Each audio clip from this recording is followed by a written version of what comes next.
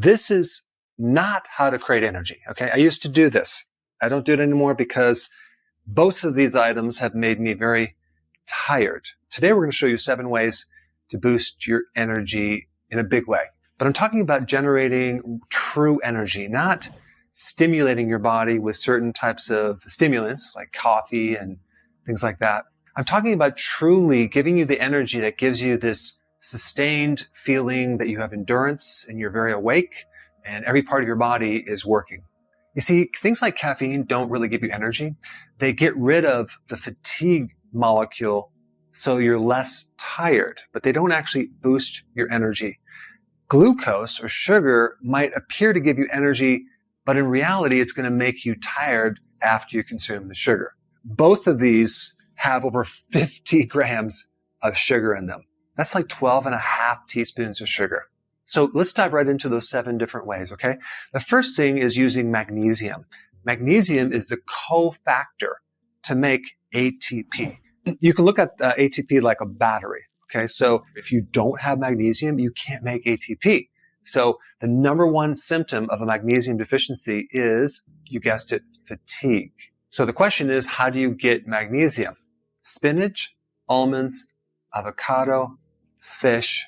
Number 2, there's something called the sodium-potassium pump, okay? You have millions and millions of these in all of your cells. But the sodium-potassium pump is very interesting because it allows you to generate electrical current and charge in your cells like a battery that powers your muscle and your nervous system. And this is why when you're on the ketogenic diet, for example, or you're doing fasting, a lot of people don't consume enough sodium. Potassium is another mineral that a lot of people don't get because you need so much of it. You need like 4,700 milligrams per day. I mean, where are you going to get that from? Vegetables, salad, right? But you would have to consume a lot of salad to get that much potassium. And a lot of people don't. So they substitute or enhance it with electrolyte powder.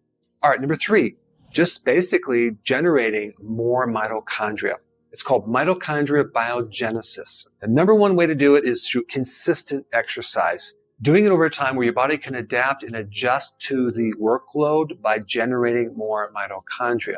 Both endurance type of exercise as well as resistance type exercise. So this is why it's important to mix it up. Also, fasting and intermittent fasting can increase more mitochondria. This is why we always recommend you do intermittent fasting with your keto plan, which is I'm going to cover next. Cold therapy can actually increase more mitochondria because you're shocking the body in this cold state where the body has to generate a tremendous amount of heat to compensate for the loss of this heat.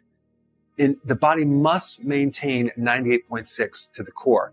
So you can imagine there's a tremendous amount of stress on those mitochondria to start generating heat. I do notice when I do cold therapy, boy, it just definitely gives me more energy during the day. Another thing that can help mitochondria is something called polyphenols.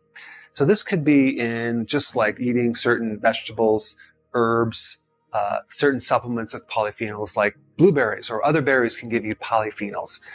Dark chocolate can give you polyphenols. And number 4 is ketones. This is going on a low-carb diet.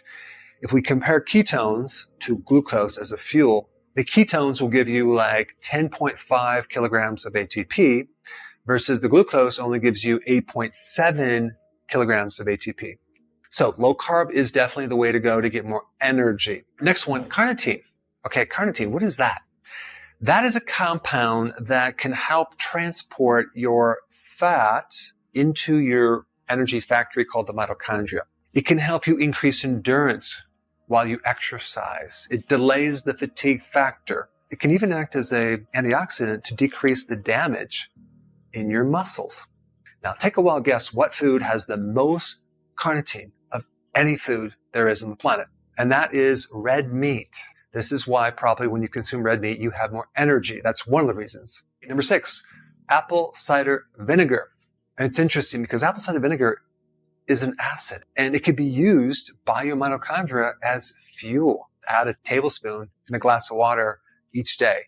And number 7, B vitamins. I like to get my B vitamins from nutritional yeast, but B vitamins are intimately involved with every part of your mitochondria that generates food into ATP. This is why a vitamin B deficiency can make you tired, despite eating all this food. you just don't have the conversion. So now that you know how to get energy, the next thing to know is how to sleep.